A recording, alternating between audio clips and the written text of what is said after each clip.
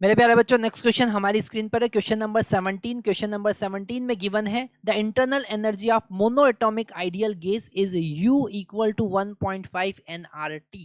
हमको पता है कि ट्रांसलेटरी मोशन के लिए हमको एनर्जी वहां पर काउंट करना है और internal energy U equal to 3/2 nRT होता है।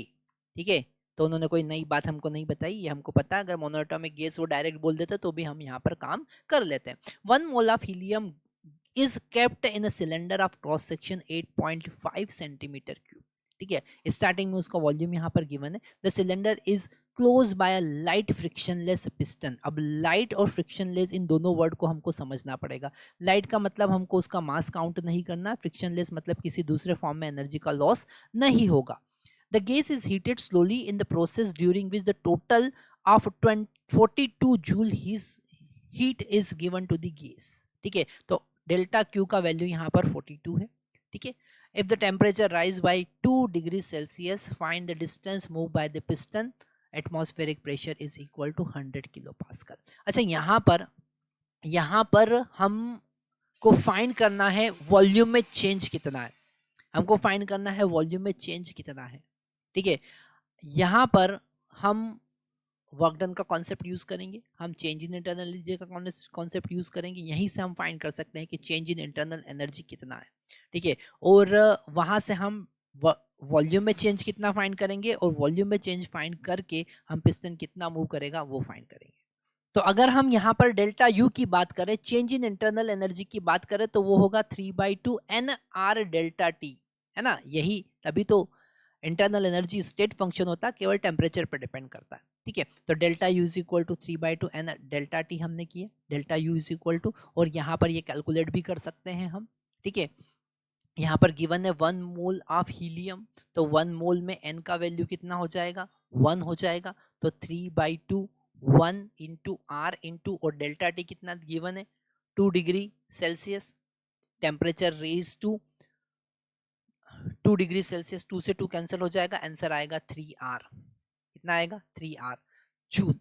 ठीक है, तो इतना एनर्जी इंटरनल एनर्जी में इंक्रीमेंट हुआ। अगर हम वर्क डन की बात करें, तो वहां से delta q minus delta u हम निकाल सकते हैं according to first law of thermodynamics. तो W इज इक्वल टू, हमने हीट कितना दिया 42 जूल का हीट दिया है, माइनस डेल्टा यू कितना हुआ 3 इंटू 8.31, है ना। मतलब यहाँ पर मिलेगा 3 1 जा 3, 3 3 जा 9 एंड 3 8 जा 24। ठीक है, मतलब हमको मिला 24.93, जिसको अप्रोक्सीमेट हम 25 भी लिख सकते हैं। तो W is equal to approximate मिला हमको 42 माइनस 25। ठीक है, इसे हम सब्ट्रैक्ट करेंगे तो यहाँ पर 12 माइनस 5 7 होगा।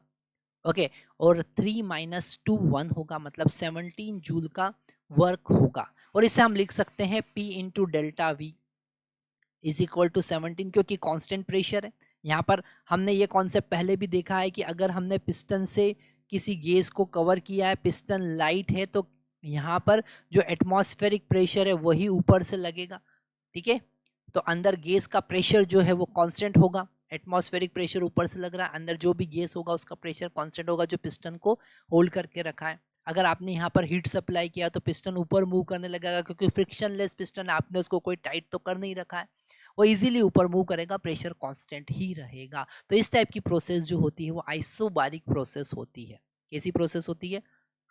तो आइसोबारिक प्रोसेस में इस टाइप की प्रोसेस हमेशा कैसी होती है? आइसोबारिक प्रोसेस होती है, क्योंकि यहाँ पर प्रेशर कांस्टेंट होता है। तो हम यहाँ पर अब अगर इसे A इंटू डेल्टा एक्स लिखें तो कोई दिक्कत वाली बात नहीं है, क्योंकि ये पिस्टन जो है ये डेल्टा एक्स ऊपर शिफ्ट हुआ है ना। ये पिस्टन यहाँ से ऊपर कितना शिफ्ट हुआ, डेल्टा एक्स, तो वॉल्यूम में चेंज कितना होगा A into delta x, that is equal to 17। तो यहाँ से हम बहुत इजीली अब क्या निकाल सकते हैं, हम यहाँ से इजीली निकाल सकते हैं डेल्टा एक्स। P का वैल्यू यहाँ पर 10⁵ गिवन है ना, ये लास्ट में गिवन है 10⁵ 100 इंटू 10⁵3 पास्कल, तो 10⁵। A यहाँ पर गिवन है 8.5 इंटू 10⁻⁻4 करना पड़ेगा। क्यों? क्योंकि हम यहाँ पर सेंटीमीटर को मीटर क्यूब में, सेंटीमीटर स्क्वायर को मीटर स्क्वायर में कन्वर्ट करने के लिए 10⁻⁻⁴ का मल्टीप्लाई करेंगे। डेल्टा एक्स हमको निकालना है, दैट इज इक्वल टू 17। इसे डिवाइड कर देंगे तो यहाँ पर इसको कैलकुलेट करेंगे 85 मिलेगा, तो डेल्टा एक्स इक्वल टू हमको मिला 17 डिवाइडेड बाय 85, और शायद ये 1/5 होता है, तो 1/5 मीटर। आप इसको सेंटीमीटर में भी कन्वर्ट कर सकते हैं, तो 1/5 इंटू 100 सेंटीमीटर, मतलब कि 20 सेंटीमीटर अप्रोक्सीमेट हमारा आंसर आता है, वो ऊपर शिफ्ट होगा 20 सेंटीमीटर। ठीक है, तो यहाँ पर कैसे लॉजिक बन सकते हैं, सिंपल से क्वेश्चन को कैसे वो टर्न कर सकते हैं वो हम सीख रहे हैं। ये सारे क्वेश्चन बड़े इंपॉर्टेंट है जो आपको एक एक बार जरूर सॉल्व कर लेना चाहिए। इसके लिए हमने पूरा क्वेश्चन बैंक जो है वो डिस्क्रिप्शन बॉक्स में उसका लिंक दे रखा है। सारे क्वेश्चन एक एक बार आप सॉल्व कीजिए, और उसका सॉल्यूशन के लिए अगर आपको कोई भी डाउट आता है तो नीचे दी हुई लिंक पर क्लिक करेंगे तो आपको उसका सॉल्यूशन मिल जाएगा।